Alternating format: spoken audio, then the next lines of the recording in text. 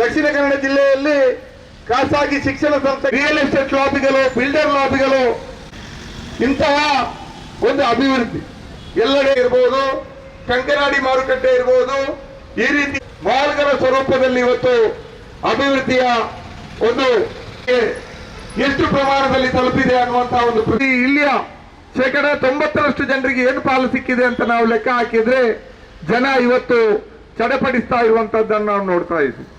ದಕ್ಷಿಣ ಕನ್ನಡ ಜಿಲ್ಲೆ ಅಭಿವೃದ್ಧಿ ಅಂದ್ರೆ ಇಲ್ಲಿರುವಂತಹ ಖಾಸಗಿ ಶಿಕ್ಷಣ ಸಂಸ್ಥೆಗಳು, ಖಾಸಗಿ ಆಸ್ಪತ್ರೆಗಳು, ಮೆಡಿಕಲ್ ಇಂಜಿನಿಯರ್ ಕಾಲೇಜುಗಳು, ಹಾಗೆ ರಿಯಲ್ ಎಸ್ಟೇಟ್ ಬಿಲ್ಡರ್ ಲಾಬಿಗಳ ಅಭಿವೃದ್ಧಿ ಅಂತ ಇಲ್ಲಿ ಆಳುವ ಜನಗಳು ಇವತ್ತು ತಿಳ್ಕೊಂಡಿದ್ದಾರೆ.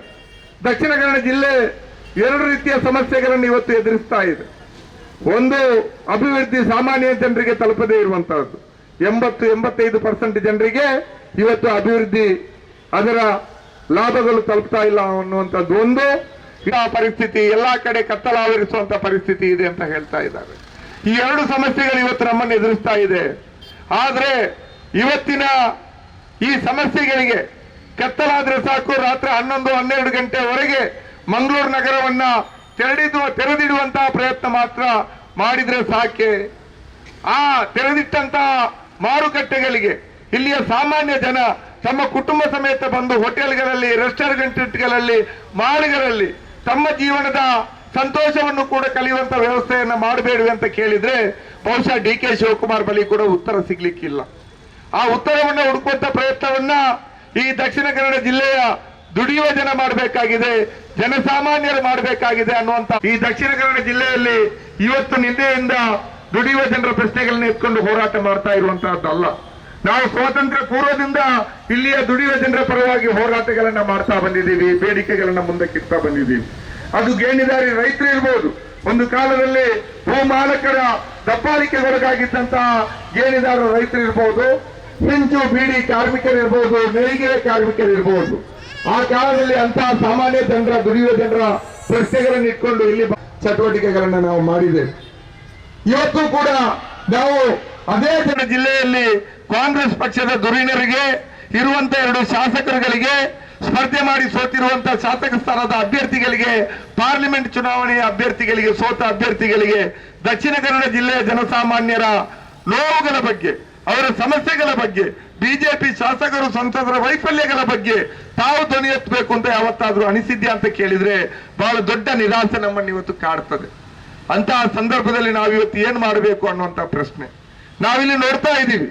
ಖಾಸಗಿ ಮೆಡಿಕಲ್ ಕಾಲೇಜು, ಖಾಸಗಿ ಆಸ್ಪತ್ರೆಗಳ ಲಾಬಿಗಳ ಮುಂಭಾಗದಲ್ಲಿ ಇವತ್ತು ಸರ್ಕಾರಿ ಆಸ್ಪತ್ರೆಗಳು ಬಡವಾಗ್ತಾ ಹೋಗ್ತಾ ಇದೆ.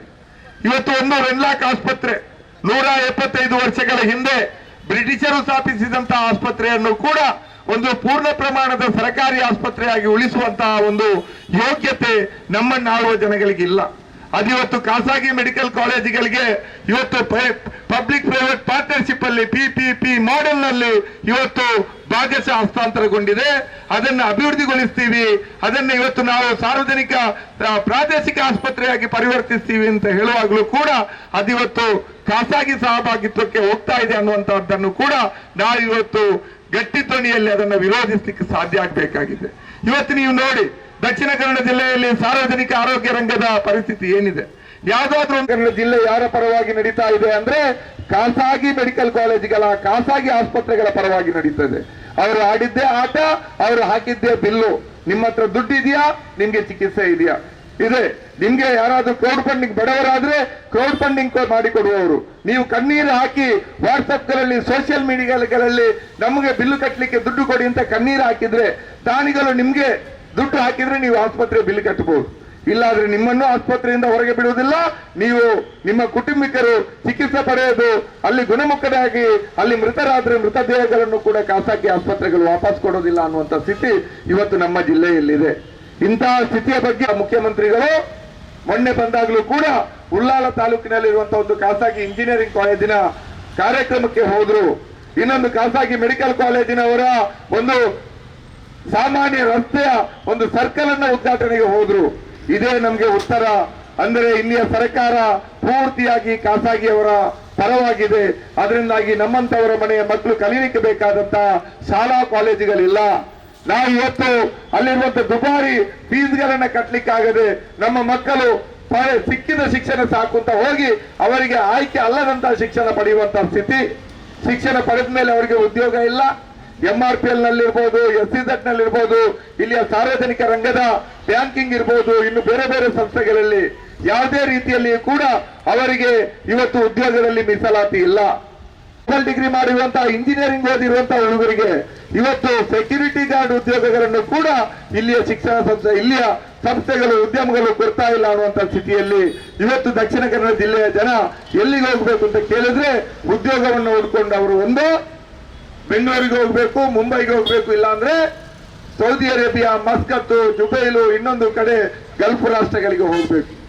ಅಲ್ಲಿ ಮಕ್ಕಳ ಶಿಕ್ಷಣ, ಸಣ್ಣ ಪುಟ್ಟ ಮನೆ ಕಟ್ಟೋದು, ರಿಯಲ್ ಎಸ್ಟೇಟ್ ಲಾಬಿಗಳು ಏರಿಸಿದ ಜಮೀನಿಗೆ ದುಡ್ಡು ಹಾಕುವಂತಹದ್ದು ಅವರ ಬೆವರಿನ ದುಡ್ಡು.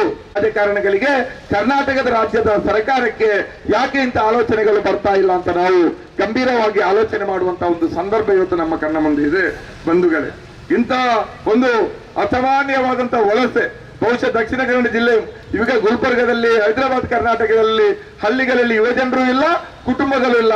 ಎಲ್ಲರೂ ಕುಟುಂಬ ಸಮೇತವಾಗಿ ಗುಳೆ ಹೊರಟು ಹೈದರಾಬಾದ್ಗೆ ಹೋಗ್ತಾರೆ, ಬೆಂಗಳೂರಿಗೆ ಹೋಗ್ತಾರೆ, ಮಂಗಳೂರಿಗೆ ಹೋಗ್ತಾರೆ ಅಂತ ಹೇಳ್ತಾರೆ. ದಕ್ಷಿಣ ಕನ್ನಡ ಜಿಲ್ಲೆಯ ಮನೆ ಮನೆಗೆ ಹೋಗಿ ನೋಡಿ. ಅವರು ಹೇಳಿದ್ರು, UT ಖಾದರ್ ಅವರು ಮೌರ್ಯವಾಣ್ಯತ ಸಭಾಪತಿಗಳು, ಅಭಿವೃದ್ಧಿ ಅಂದ್ರೆ ಕೇವಲ ಆರ್ಥಿಕ ಅಭಿವೃದ್ಧಿ ಮಾತ್ರ ಅಲ್ಲ, ಜನಸಾಮಾನ್ಯರು ಸಾಮಾಜಿಕವಾಗಿ ಕೂಡ ಒಟ್ಟಿಗೆ ಬೆರೆತು ಹಿಂದೂ, ಮುಸ್ಲಿಂ, ಕ್ರೈಸ್ತರು ಒಟ್ಟೊಟ್ಟಿಗೆ ಕೈ ಹಿಡ್ಕೊಂಡು ಮಂಗಳೂರಿನ ಬೀದಿಗಳಲ್ಲಿ ಒಟ್ಟಾಗಿ ನಡೆಯುವುದನ್ನ ನೋಡುವುದೇ ನಿಜವಾದಂತಹ ಅಭಿವೃದ್ಧಿ ಅನ್ನುವಂತ ಮಾತನ್ನು ಹೇಳಿದ್ರು. ನಮ್ಗೆ ಸಹಮತ ಇದೆ. ಶಾಂತಿ ನೆಲೆಸಿದ್ರೆ, ಸಹಬಾಳ್ವೆ ನೆಲೆಸಿದ್ರೆ, ಹಿಂದೂ, ಮುಸ್ಲಿಂ, ಕ್ರೈಸ್ತರು ಒಟ್ಟಾಗಿ ಅಣ್ಣ ತಮ್ಮಂದಿರ ರೀತಿ ಕೈ ಕೈ ಹಿಡ್ಕೊಂಡು ನಡೆದಾಡಿದ್ರೆ ನಮ್ಮಷ್ಟು ಕಮ್ಯುನಿಸ್ಟ್ ಪಕ್ಷದಷ್ಟು ಖುಷಿ ಪಡುವವರು ಇನ್ಯಾರು ಇಲ್ಲ. ಆದ್ರೆ UT ಖಾದರ್ ಅವರೇ ಒಂದು ಮಾತನ್ನು ಹೇಳ್ತೀನಿ ಕೇಳಿ. ಇಲ್ಲಿಯ ಹಿಂದೂ, ಮುಸ್ಲಿಂ, ಕ್ರೈಸ್ತರು ನೀವು ಮೊನ್ನೆ ಭಾಷಣ ಮಾಡಿದಂತ ದೇವಲಕಟ್ಟೆಯ ರಾಜ ಬೀದಿಯಲ್ಲಿ ಕ್ಲಾಕ್ ಟವರ್ ನ ಮುಂಭಾಗದಲ್ಲಿ ಖಂಡಿತವಾಗಿಯೂ ಕೈ ಕೈ ಹಿಡಿದು ನಡೀತಾರೆ. ಆದ್ರೆ ಸಾಮಾನ್ಯ ಹಿಂದೂ, ಮುಸ್ಲಿಂ, ಕ್ರೈಸ್ತರಲ್ಲ, ದುಡಿಯುವ ವಿಭಾಗದ ಹಿಂದೂ, ಮುಸ್ಲಿಂ, ಕ್ರೈಸ್ತರಲ್ಲ, ನಿಮ್ಮ ಮೆಡಿಕಲ್ ಕಾಲೇಜಿನ ದನಿಗಳಲ್ಲಿ ಇದ್ದಾರಲ್ಲ ಹಿಂದೂ, ಮುಸ್ಲಿಂ, ಕ್ರೈಸ್ತರು, ಅವರು ಒಟ್ಟಾಗಿ ನಿಮ್ಮ ಜೊತೆ ಕೈ ಕೈ ಹಿಡಿದುಕೊಂಡು ನಡೆಯುವಂತಹ ಸ್ಥಿತಿ ಇದೆ ಹೊರತು ಬಡವರ ಮನೆಯ ಮಕ್ಕಳಲ್ಲ. ದನಿಗಳಿಗೆ ಧರ್ಮ ಇಲ್ಲ. ದಣಿಗಳು ಹಿಂದೂಗಳಲ್ಲ, ಮುಸ್ಲಿಮರಲ್ಲ, ಕ್ರೈಸ್ತರಲ್ಲ. ಅವ್ರದ್ದು ಧರ್ಮವೇ ದಣಿಗಳ ಧರ್ಮ, ಸಿರಿವಂತರ ಧರ್ಮ. ಅವರು ಒಟ್ಟಾಗಿ ನಡೀತಾರೆ. ಯಾಕಂದ್ರೆ ಅವರು ಒಂದೇ ಧರ್ಮಕ್ಕೆ ಸೇರಿದವರು. ಅವರನ್ನ ರಕ್ಷಣೆ ಮಾಡ್ಲಿಕ್ಕೆ UT ಖಾದರ್ ಅವರು ಇದ್ದಾರೆ, ವೇದವಾಸ ಕಾಮತ್ತು ಇದ್ದಾರೆ, ಹಿಂದಿನ ನಳಿನೂ ಇದ್ರು, ಈಗಿನ ಬ್ರಿಜೇಶ್ ಚೌಟ್ರು ಇದ್ದಾರೆ. ಜೊತೆಗೆ ಸಿದ್ದರಾಮಯ್ಯನವರು ಬರ್ತಾರೆ. ಒಬ್ಬ ಮುಖ್ಯಮಂತ್ರಿ ಆದವರು ಒಂದು ಸಾಮಾನ್ಯ ರಸ್ತೆಯ ಒಂದು ಸರ್ಕಲ್ ಅನ್ನು ಉದ್ಘಾಟನೆ ಮಾಡ್ಲಿಕ್ಕೂ ಬರ್ತಾರಂತ ಆದ್ರೆ ನೀವು ಯಾವ ಮಟ್ಟಕ್ಕೆ ಇಲ್ಲಿಯ ಮೆಡಿಕಲ್ ಲಾಬಿಗಳ ಮುಂದೆ ಕಣ್ಣು ಮಂಡಿ ಉಳಿದೀರಿ ಅಂತ ನಮ್ಗೆ ಅರ್ಥ ಆಗತ್ತೆ. UT ಖಾದರ್ ಅವರು ಬಡವರ ಪರವಾಗಿ ಮಾತಾಡಿ, ಹೊಟ್ಟೆಗಿಲ್ಲದವರ ಪರವಾಗಿ ಮಾತಾಡಿ, ಆಸ್ಪತ್ರೆಯ ಬಿಲ್ ಕಟ್ಟಲಿಕ್ಕಾಗದೆ ಪರದಾಡ್ತಾ ಇರುವಂತಹ ಬಡವರ ಬಗ್ಗೆ ಮಾತಾಡಿ, ಕ್ರೌಡ್ ಫಂಡಿಂಗ್ ಹೆಸರಲ್ಲಿ ವಾಟ್ಸಪ್ ಅಲ್ಲಿ ಕಣ್ಣೀರು ಹಾಕಿ ನಮ್ಮ ಮಕ್ಕಳ ಚಿಕಿತ್ಸೆಗೆ, ನನ್ನ ತಂದೆಯ, ನನ್ನ ಅಕ್ಕನ, ನನ್ನ ಅಣ್ಣನ ಚಿಕಿತ್ಸೆಗೆ ದುಡ್ಡಿಲ್ಲ, ನಮ್ಗೆ ಒಂದಿಷ್ಟು ದಾನ ಮಾಡಿ ಅಂತ ಕಣ್ಣೀರು ಸುರಿಸುವಂತಹ ಮಕ್ಕಳು, ಅಮ್ಮಂದಿರ ಬಗ್ಗೆ ಮಾತಾಡಿ. ಇವತ್ತು ನೀವು ಏನ್ ಮಾಡ್ತಾ ಇದ್ದೀರಿ? ಒಂದು ಕಾಲದಲ್ಲಿ ದಕ್ಷಿಣ ಕನ್ನಡ ಜಿಲ್ಲೆಯಲ್ಲಿ ಬೇಕಾದಷ್ಟು ಶಾಸಕರುಗಳಾಗಿ ಹೋಗಿದ್ದಾರೆ.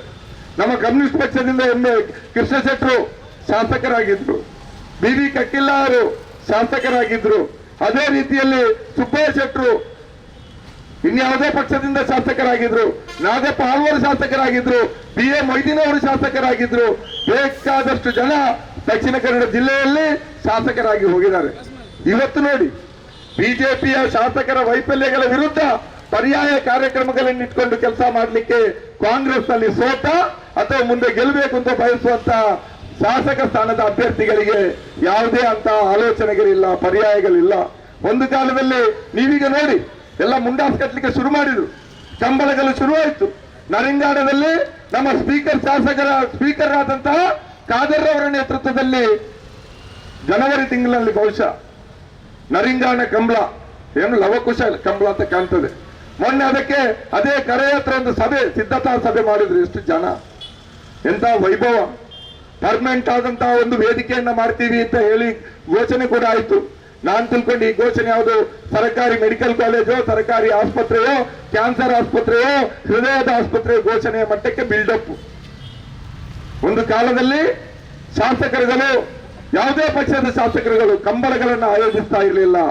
ಹುಲಿ ಕುಣಿತಗಳನ್ನ ಆಯೋಜಿಸ್ತಾ ಇರಲಿಲ್ಲ, ದೋಸೆ ಹಬ್ಬಗಳನ್ನ ಮಾಡ್ತಾ ಇರಲಿಲ್ಲ, ಬೀದಿ ಬದಿಯ ಫುಡ್ ಫೆಸ್ಟಿವಲ್ಗಳನ್ನ ಮಾಡ್ತಾ ಇರಲಿಲ್ಲ. ಅವರು ಆಟಿಡೊಂಜಿ ದಿನ ಕೆಸರಡೊಂಜಿ ಗೊಪ್ಪು ಮಾಡ್ತಾ ಇರಲಿಲ್ಲ. ಅವರು ಶಾಸಕರ ಕೆಲಸ ಮಾಡ್ತಾ ಇದ್ರು. ಕಂಬಳಗಳಿಗೆ ಕರೆದ್ರೆ ಅತಿಥಿಗಳಿಗಾಗಿ ಹೋಗ್ತಾ ಇದ್ರು. ಇವತ್ತು ನೋಡಿ, ಬೆಳ್ತಂಗಡಿಯಿಂದ ಹಿಡಿದು ತಲಪಾಡಿ ಮತ್ತು ಮುಲ್ಕಿಯ ಗಡಿಯವರೆಗೆ ನೋಡಿ, ಪ್ರತಿಯೊಬ್ಬ ಶಾಸಕನು ಕೂಡ ಇವತ್ತು ತನ್ನದೇ ಆದಂತ ಕಂಬಳಗಳನ್ನು ಆಯೋಜಿಸ್ತಾನೆ. ಪ್ರತಿ ಶಾಸಕ ಕೂಡ ಆ ಊಳಿಗಮಾನ್ಯ ಕಾಲದ ಮುಂಡಾಸನ್ನ ತಲೆಗೆ ಕಟ್ಟಿ ಕೈಯಲ್ಲೊಂದು ಬೆತ್ತ ಹಿಡಿದು ವಿಜೃಂಭಿಸ್ತಾರೆ ಫ್ಲೆಕ್ಸಿಗಳಲ್ಲಿ.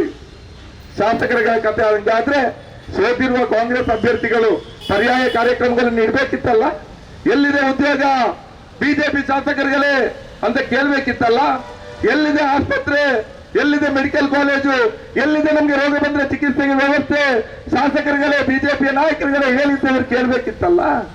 ಎಲ್ಲಿದೆ ನಮ್ಮ ತುಳುನಾಡಿನ ಯುವಜನರಿಗೆ ಉದ್ಯೋಗ, ಎಲ್ಲಿದೆ ಹೆದ್ದಾರಿಗಳಲ್ಲಿ ಸುಗಮ ಸಂಚಾರ, ಎಷ್ಟು ಟೋಲ್ಗೇಟ್ಗಳನ್ನ ತರ್ತಾ ಇದ್ದೀರಿ.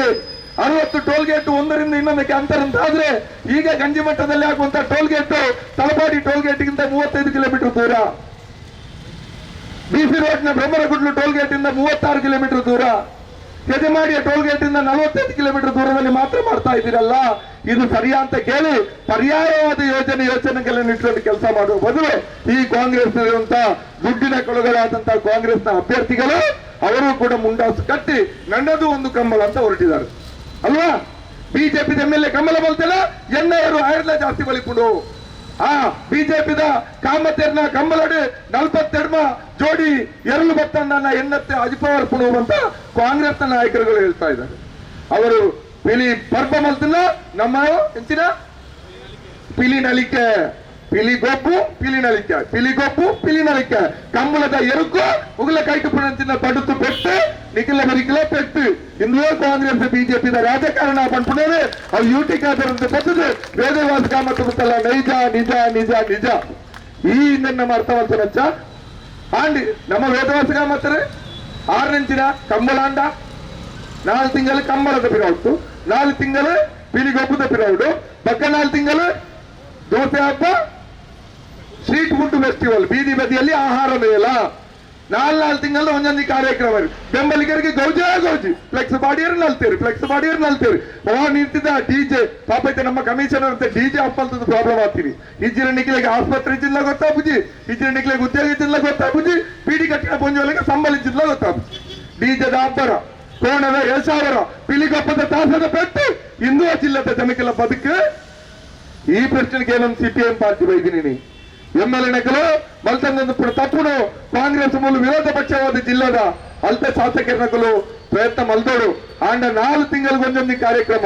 ನಮ್ಮ ಸುರತ್ಕಲ್ ಕಾಂಗ್ರೆಸ್ ಲೀಡರ್ ಪ್ರತಿ ಊರುಡು ಫ್ಲಡ್ ಕ್ರಿಕೆಟ್ ಮಲ್ಪ ಒಂದು ಎಷ್ಟು ದುಡ್ಡು ಕೊಡೋದು ಎತ್ತರಲ್ಲ ಗೊಪ್ಪಲೆ ಜಾಲಿ ಮಲ್ಪ್ಲೆ ಮಜಾ ಮಲ್ಪ್ಲೆ ಅಂತ. ಇಂದು ನಮ್ಮ ಜಿಲ್ಲದ ರಾಜಕಾರಣಿನ ಕೆಲ ಸ್ಥಿತಿಗತಿ ಬಂದಲೆ ನೆಟ್ಟು ನಿಗ್ಲೆ ದಾಟಲ್ಲ ಲಾಭಂಡೆ ಹೆಚ್ಚ ಬಂದ ಕಮ್ಮಳದ ಹೋಗು ಮಸಾಲೆ ಕಟ್ಲೆಲ್ಲ ಚರ್ಮುಡಿಲ್ಲ ತಿಂದು ಬರಲಿ ಚರ್ಮುಡಿಲ್ಲ ಬಂದಳು. ಕೆಲವು ರಾಜಕಾರಣಿಗಳಿದ್ದ ಆತ ಕಂಬಳ ಮಲ್ತನ ಅವಳು ಚರ್ಮುಡಿ ಫ್ರೀ ದುಡ್ಡು ಹಾಕ್ಲೇ ಬರ್ಬೇಕು, ತಿನ್ಲೇ ಮಜಾ ಮಲ್ಪಲೆ, ಆಸ್ಪತ್ರೆಗೆ ಏನಚ್ಚಿ, ಉದ್ಯೋಗಕ್ಕೆ ಏನಚ್ಚಿ, ಅಭಿವೃದ್ಧಿಗೆ ಏನಚ್ಚಿ, ಹೈವದಿ ಟೋಲ್ಗೇಟ್ ವಿಚಾರ ಪಾತಿರಚ್ಚಿ. ಇಂಚಿನ ಪಾಲಿಟಿಕ್ಸ್ ನಮ್ಮ ಜಿಲ್ಲೆಗೆ ನಡುತ್ತೊಂದು ಉಪ್ಪುಡು ಬಂದಲೇ. ಅತ್ತೆ, ಇದು ನನ್ನ ಬರ್ಡೇ ಗಿಫ್ಟ್. ಇದೆಲ್ಲ ಜೀವನದಲ್ಲಿ ನನಗೋಸ್ಕರ ತಗೊಂಡ್ಬಂದಿದ್ದಾರೆ. ನಿನ್ ಮೇಲೆ ತುಂಬಾ ಚೆನ್ನಾಗಿ ಕಾಣುತ್ತೆ. ಇದು ತುಂಬಾ ಚೆನ್ನಾಗಿದೆ ಅಲ್ವಾ? ತುಂಬಾ ಚೆನ್ನಾಗಿದೆ.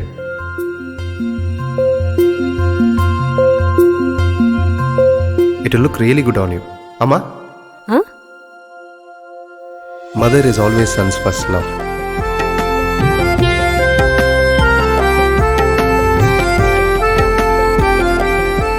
ಪ್ರತಿ ಪೀಳಿಗೆಯ ಪ್ರೀತಿಯ ಮಳಿಗೆ ಜಿಎಲ್ ಆಚಾರ್ಯ ಜುವೆಲ್ಲರ್ಸ್. ಸುದ್ದಿ ಚಾನಲ್, ಕ್ಷಣ ಕ್ಷಣದ ಸುದ್ದಿಗಾಗಿ.